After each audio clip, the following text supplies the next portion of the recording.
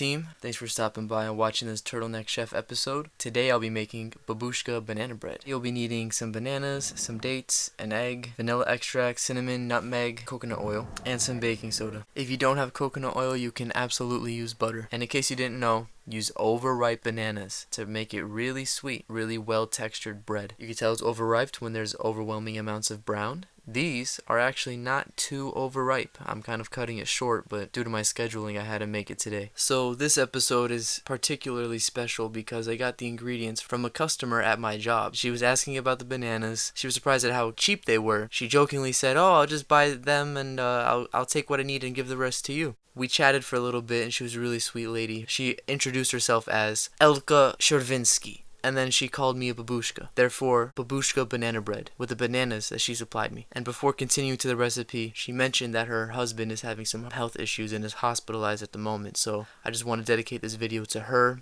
for her kindness and for her husband, who sounds like an amazing person. So good luck to both of them. Elga, I hope I see you again soon. Thank you. In the mixing bowl, you want to do this in this order. Take both bananas and mash them. Using a fork, just constantly press down against the bowl. Eventually, they'll get to a point where you could kind of mix them more together. Afterwards, add a couple drops of vanilla. Add 1/3 of a cup of coconut oil to your measuring cup. Then you're going to put it in the microwave for about 10 seconds. Add it to the bowl. And this is going to be your first mix. Once the mixture becomes homogeneous, stop and add the egg. You don't want to overmix. Then add your cinnamon and nutmeg. I always add about 2 tablespoons of cinnamon to just a teaspoon of nutmeg. Nutmeg is very strong. You don't need too much.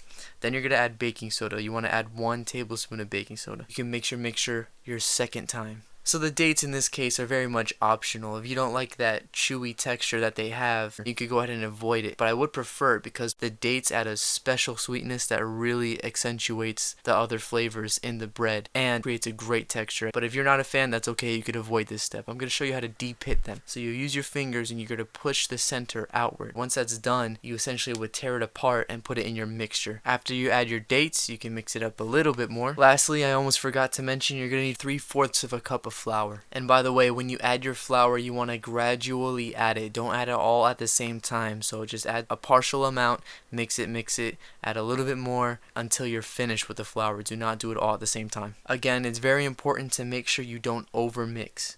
You don't want a runny batter.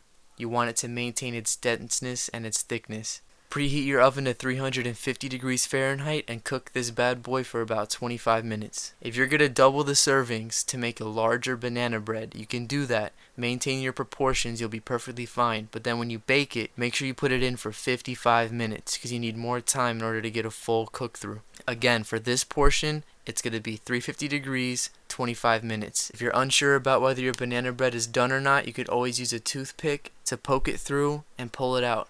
If your toothpick is clean, then your bread is ready. Went ahead and I melted some more coconut oil and I drizzled it on top as like an alternative to frosting. The texture holds up very perfectly. It's so firm, it's so moist. It's just a decadent dessert that's way healthier than you would expect it to be. It has so much flavor packed into it. Absolutely phenomenal. One of my favorite things I've made thus far. It's an easy bake, easy make, easy to enjoy, quick dessert from your very own loggerhead turtleneck chef. Great turtle. Thank you so much, guys. Have a great day. If you enjoyed this video, give it a thumbs up. If you want more, please subscribe. I got this mini series. I got my own music. More music coming soon.